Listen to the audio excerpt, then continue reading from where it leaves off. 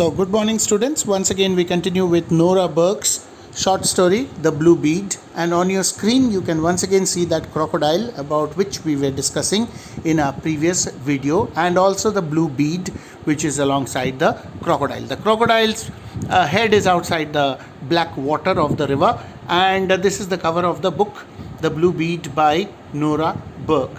So, we have already read about Nora Burke. In our previous video, I have discussed about her works and about her life, and that she was the daughter of an officer, a forest officer who was in India during British rule, and that's how she had a first-hand knowledge of India and its forests as well as its wildlife and the ethnic people who lived in villages near the forests. So that's what the story is all based on, and we will now continue with where we had left off, continue from the point from where we had left off in our previous class. So I'm scrolling, and I have finally come to that area where we had stopped. So I was telling you in our previous class that the crocodile had survived when it was tiny, when it was small. It had survived somehow by struggling against all odds and feeding on rotten decomposed matter, and then it grew to its great length. So let's continue from the next paragraph. Now nothing could pierce the inch-thick armored hide. You must have all seen the skin of the crocodile. It's like an armor or a suit of armor, you can say, and it is very thick. It is an inch thick. So not even rifle bullets which would bounce off. Only the eyes and the soft underarms offered a place, meaning to say that if you wanted to kill a crocodile, if you went hunting crocodiles, then you would have to target its eyes, either its eyes or the area under its arms, where the skin was soft and the bullet from your rifle could pierce it. So this is what is being said here. He lived well in the river, sunning himself sometimes with other crocodiles, muggers, as well as the long-snouted fish-eating gharials. Now the gharials are cousins of crocodiles. They have their mouth part or the snout is very long. You might have sometimes seen they don't generally attack human beings because they feed on fish. They are meant to catch fish, and that's why their mouths are very long and narrow. And the gharials and the crocodiles otherwise look almost similar except for the mouth part. So he would spend his time sunning himself, that is basking in the sun, lying down on the bank of the river and enjoying the brightness of the sun rays, sometimes with the fish eating gharials. On warm rocks and sandbanks where the sun dried the clay on them quite white, and where they could plop off into the water in a moment if alarmed. So these crocodiles and gharials, they are very clever. They lie down on the bank of the river enjoying the sun, but as soon as they see any kind of danger, they immediately jump into the water, so that because they are the most powerful when they are in the water, because the water is not always the place where the land animals get into, and that's why they prefer to stay close to the water, so that if they see anything alarming, they can easily dive into the water. The big crocodile fed mostly on fish, but also on deer and monkeys come to drink, perhaps a duck or two. So you see, any land animal which is comparatively weaker than a crocodile coming near the water to drink water, or maybe the ducks coming to swim in that part of the river where the crocodile happens to be, this crocodile easily attacks and kills them, and that's how it survives. But sometimes here at the ford, he fed on a pie dog full of parasites or a skeleton cow.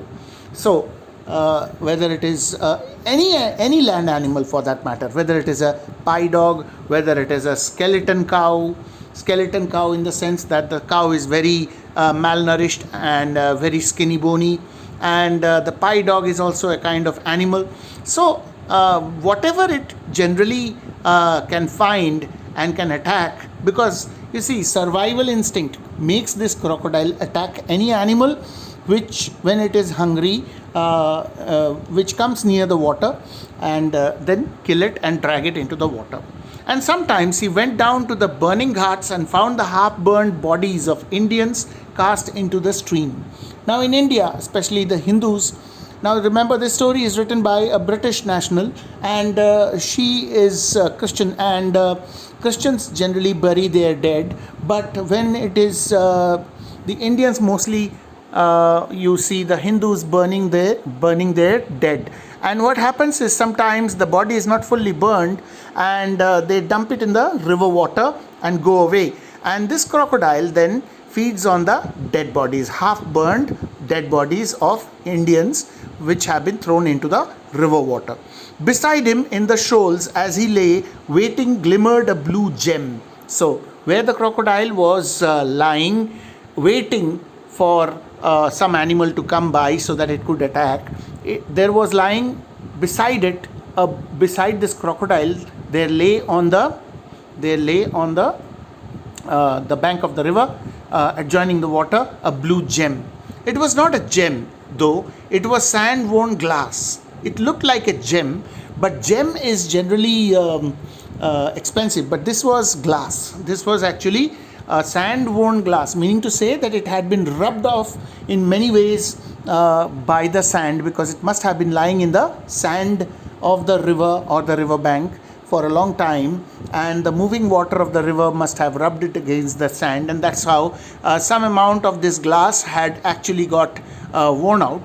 And this glass that had been rolling about in the river for a long time, so this piece of glass, which was blue in color, looked like a gem. Actually it's a bead, or maybe not a bead, it's probably a fragment from some glass bottle or something like that. So it was lying in the river, and it had been pushed along by the current of the river and rubbed against the sand for a long time. By chance it was perforated right through the neck of a bottle, perhaps a blue bead. So imagine the tip or the neck of the bottle, if it is broken off from the bottle, only the upper part of the lip of the bottle, it generally has a roundish shape, and then there is a hole through it. So if it is rubbed along in the sand by the river water, it turns even more roundish, and that's how it looks like a bead.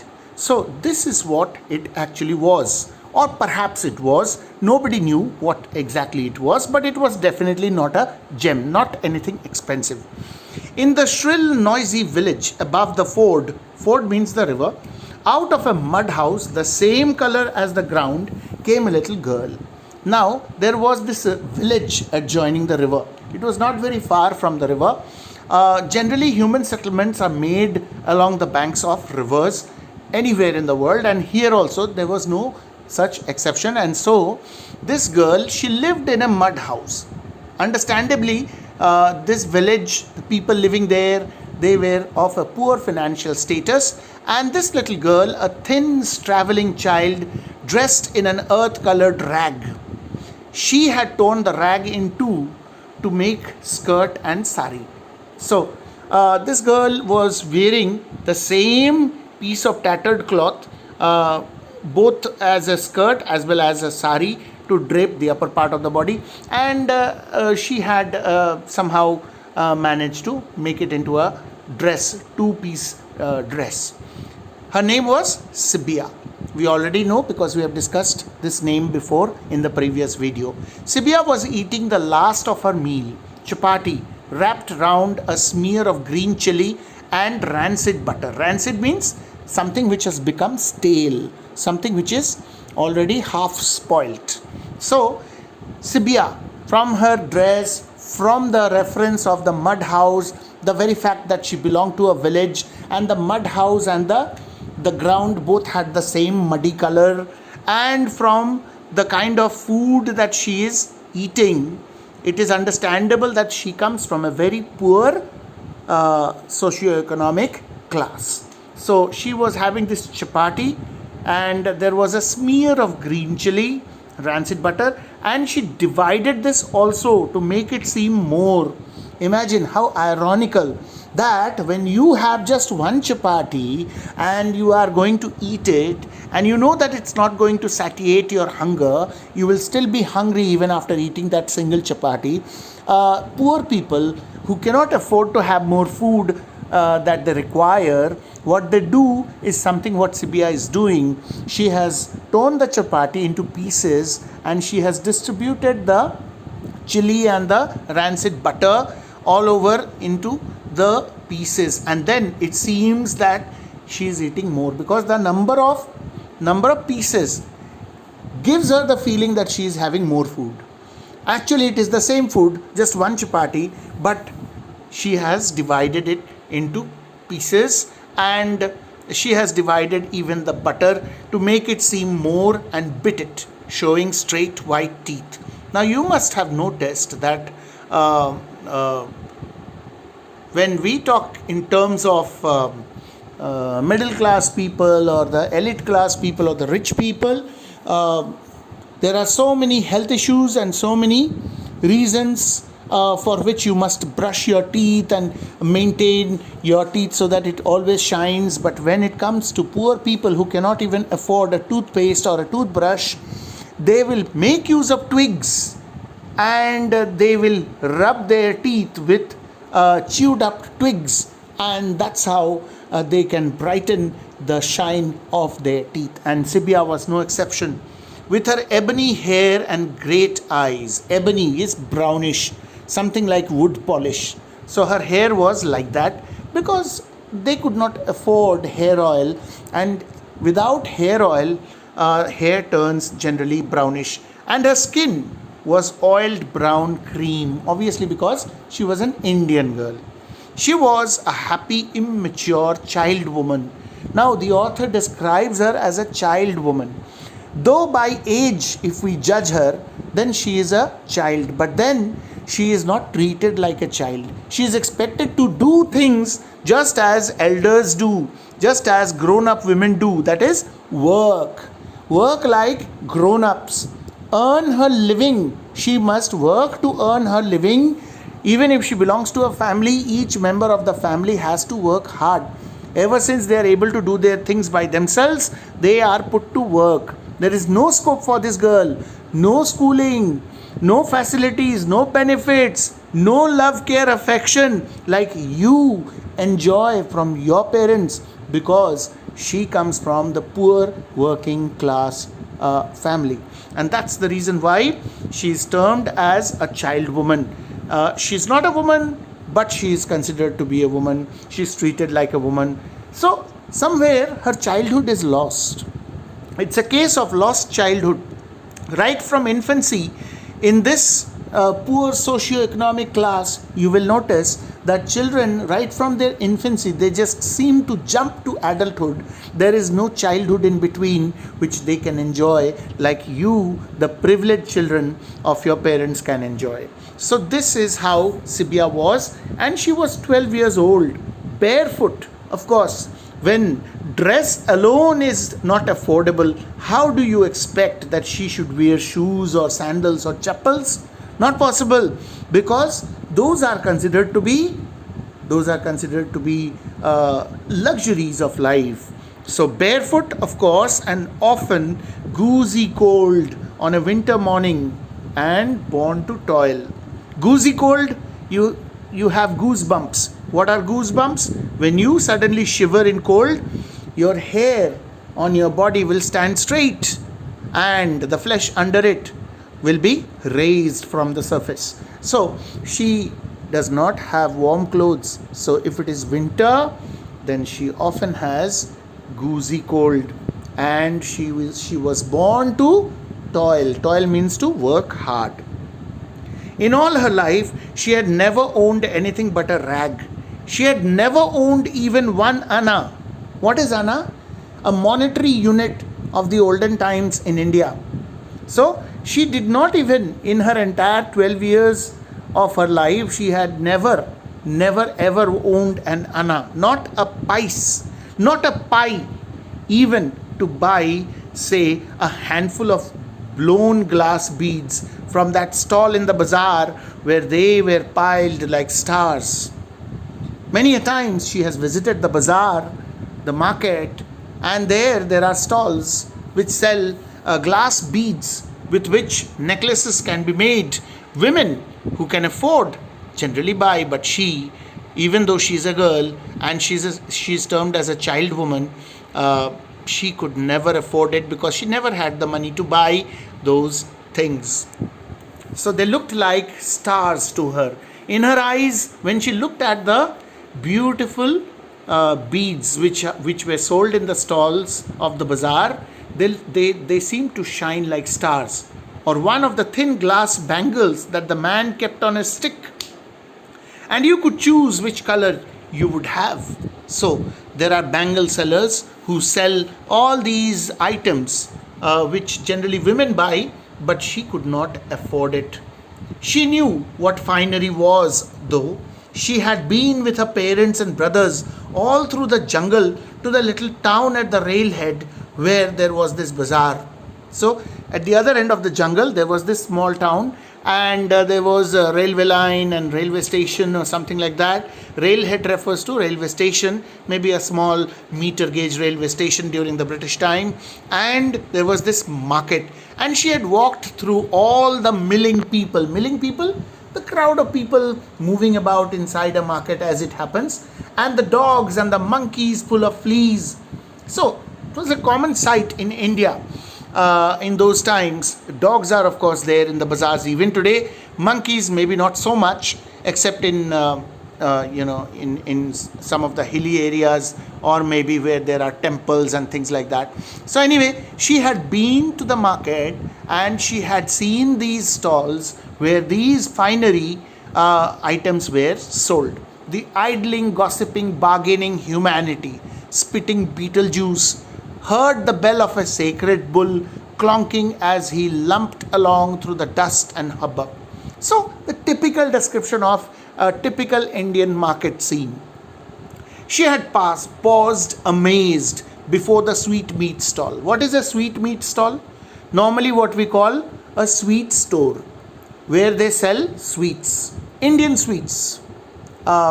All sorts of sweets. You have gulab jamuns and rasgullas and jalebis. So that's called sweetmeat. So she had paused or stopped with a look of amazement in her eyes before a sweetmeat stall. She knew that she did not have the money to buy and eat those tasty, delicious, colorful sweets.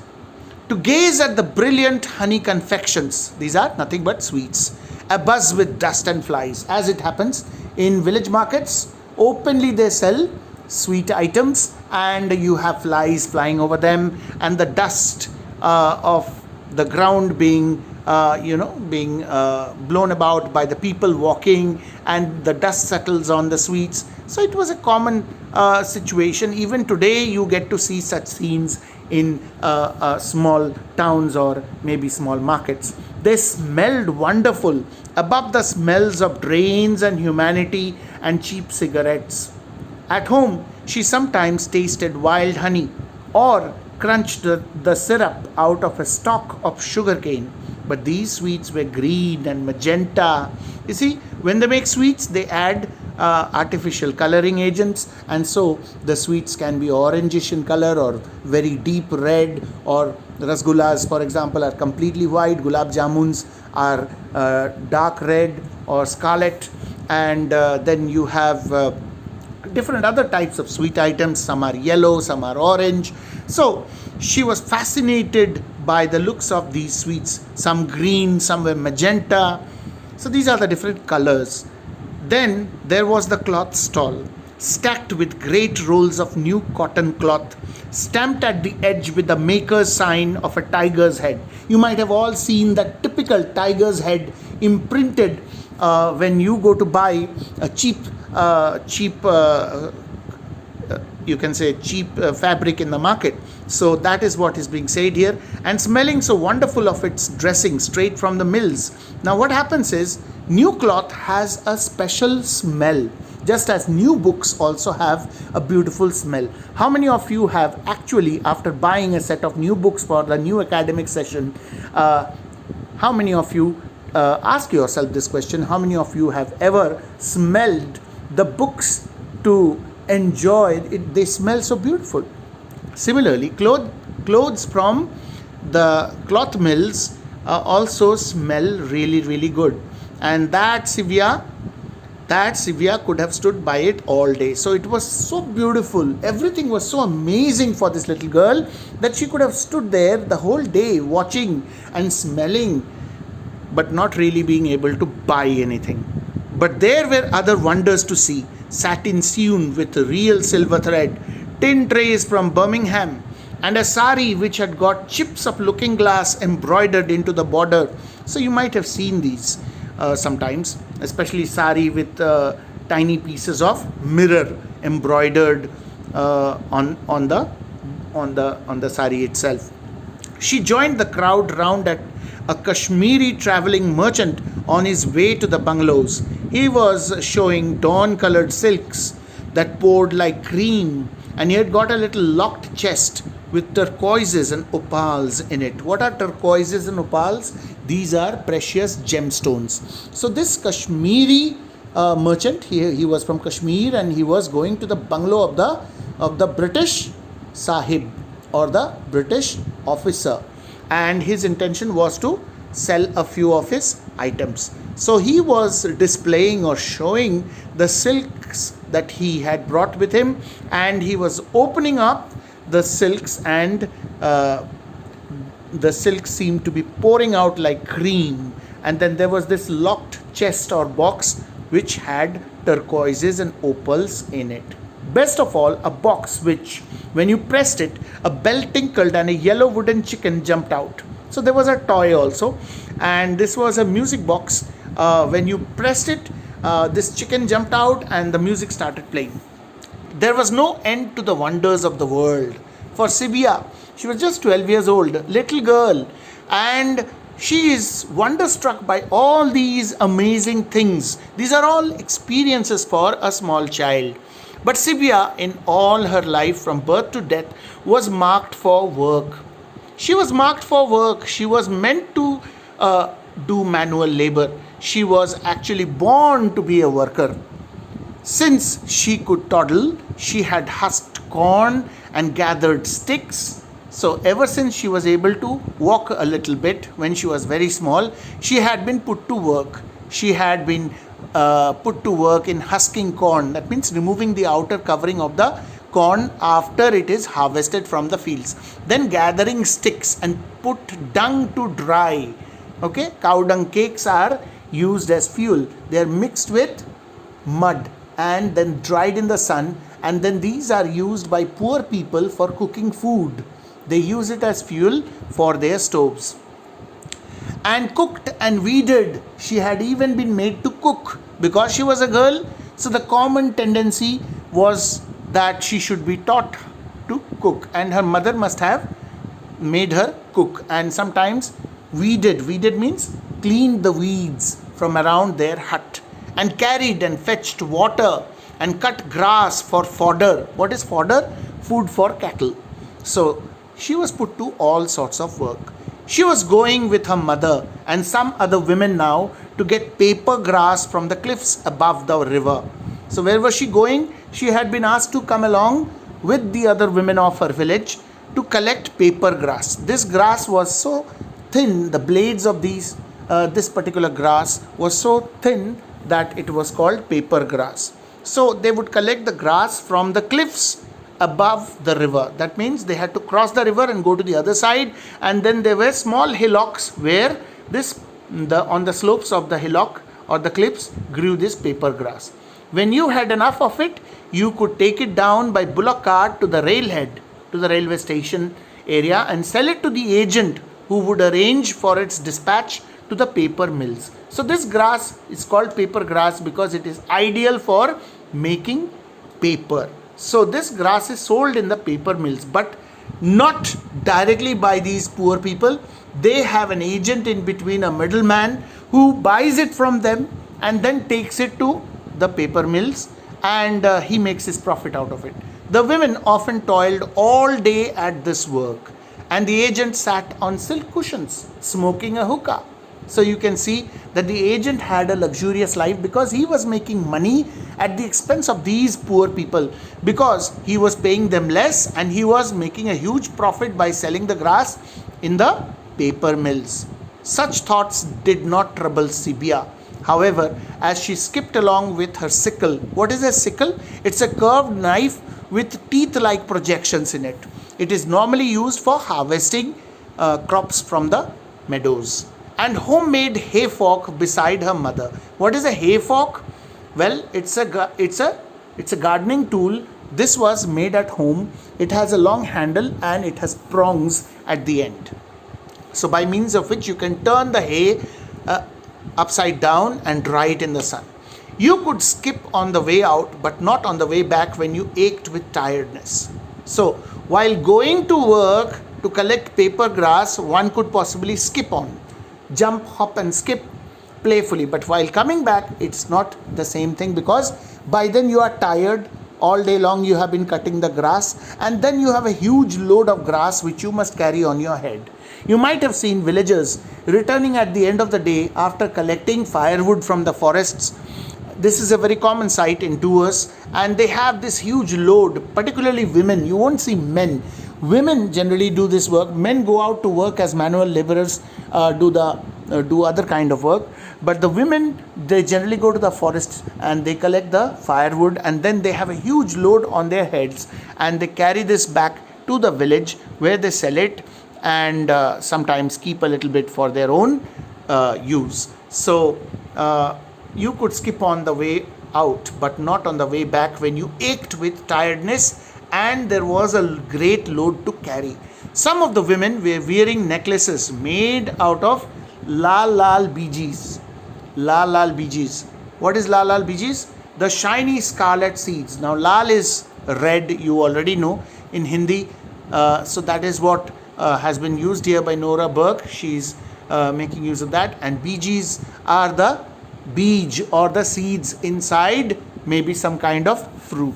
So shiny scarlet, scarlet means red, and they are shiny seeds, black on one end, that grew everywhere in the jungle.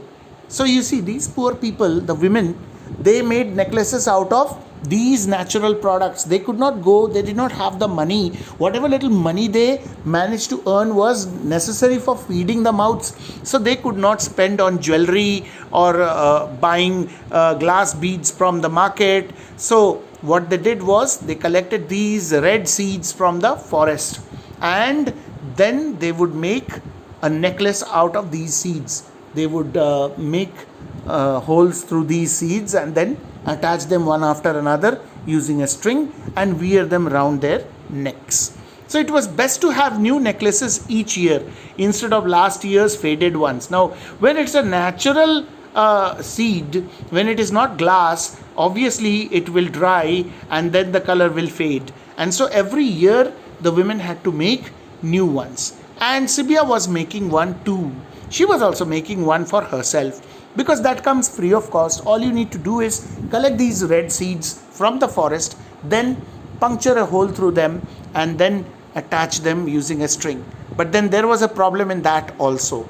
How nice it was going to be to hear that rattling swish round her neck. She was imagining that when I wear it, it will be rattling, making some kind of sound, and it would be very nice. As she froushed along with lots of necklaces, but each seed, hard as stone, had to be drilled with a red hot needle, and the family needle was snapped. Imagine, in their house there is just one needle. That's why it's called the family needle. So for any kind of stitching work, you require that needle. The mother uses it, sometimes daughter uses it. So it's not like that they can afford more than one needle. Imagine how poor they are, that in the house there is just one needle, and that's the family needle, and it has to be heated in the fire, and then only you can pierce a hole through the red seed, and then you can make a necklace. But then this needle was broken. Snapped means broken. So she must wait till they could buy another. Oh, for strings and strings of glass and beads, anklets, earrings, nose rings, bangles, all the gorgeous dazzle of the bazaar, all her little golden body decorated. What is this? This short paragraph. She is imagining, she is wishing. Oh, for strings, meaning to say, how she wished for all these things which she could buy, if only she could buy from the bazaar and decorate her golden body. Golden because her skin tone is golden brownish or a bit golden. So that's the reason why the word golden has been used here. But then she knew that it was only her imagination. In reality, it was not possible. Chattering as they went, the women followed the dusty track toward the river. Now, the women were going towards the river because they had to cross the river and go to the other side, the other bank where the cliffs were located, and there they would be cutting the paper grass. So, as they went along, they were talking or chatting. On their way, they passed a Gujar encampment of grass huts. Now, as they were passing, as they were moving towards the river, they passed a temporary encampment or settlement made of grass huts by the Gujars. Now, the Gujars, they are a nomadic tribe. They move from one place to another. They have cattle with them, and as long as there is grass for their cattle, they will remain in a particular place, and then they will move on for a better place where there would be grass for their cattle. So they were just crossing this area where the grass huts made by the Gujars happened to be. Where these nomadic graziers because they have their main or chief business is to keep cattle rearing. So they would be taking their cattle for grazing. So the nomadic graziers would live for a time until their animals had perhaps finished all the easy grazing within reach, or they were not able to sell enough of their white butter and white milk in the district, or there was no one to buy the young male buffaloes for tiger bait. So the Gujars did all this type of business, either selling the milk or selling butter, or maybe both, and then they also sold the male buffaloes. These were purchased generally by the British hunters because they needed baits to lure the tiger, and then they would hunt the tiger. So this buffalo, the young male buffalo, would be tied to a post or maybe under a tree in the forest, and then there would be a makeshift arrangement on top of the tree where the hunter would sit with the gun waiting for the tiger to approach to kill the buffalo, and then they would shoot and kill the tiger. So these male buffaloes were in demand by the hunters. So these Gujars, they sold these things, and they continued to remain in a particular place for as long as they could do this type of business. But if business was bad, if things were not going good, then they would again move from that place to look for yet another place. Or perhaps a cattle killing tiger was making a nuisance of himself, then they would move on. And another option or another reason why these people would move would be if their cattle was attacked by some kind of tiger very often, because India was full of forests in those times, and these nomadic people who did cattle rearing, they were very protective about their cattle. So they would move, they would change their location. So this is how things would happen.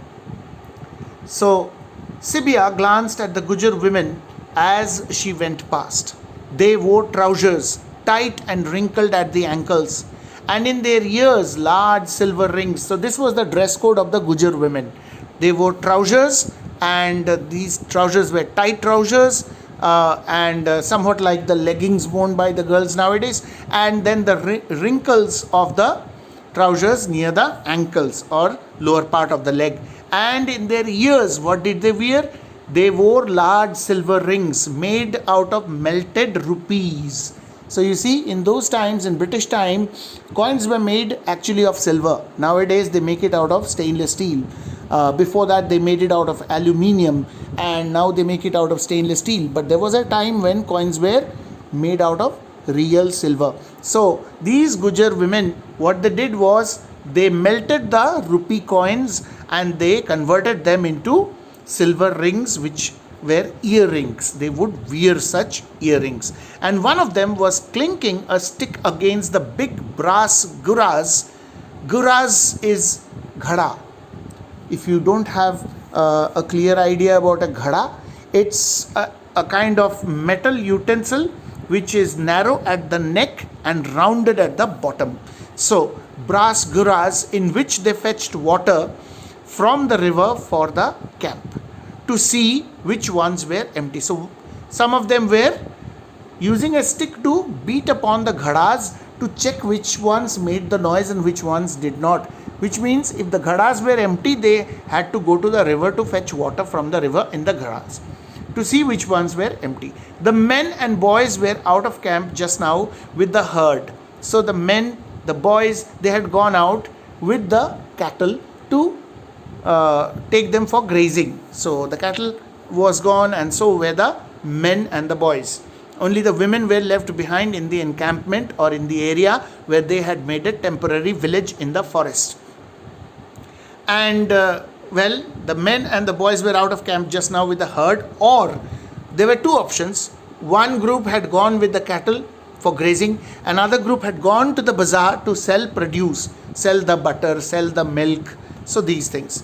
But one or two buffaloes were standing about, creatures of great wet noses. So you must have seen buffaloes. Their noses are always wet and they are very big, not like human noses. They have dark noses, squarish noses, and moving jaws, because the buffaloes always keep on chewing the food that they have earlier swallowed is not really inside the stomach.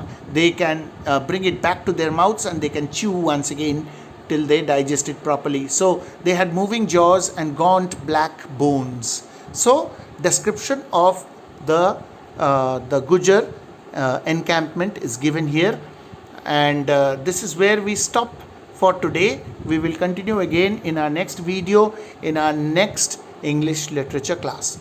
So I hope I have been able to make you understand up to this much. Please mark up to black bones this paragraph on your screen.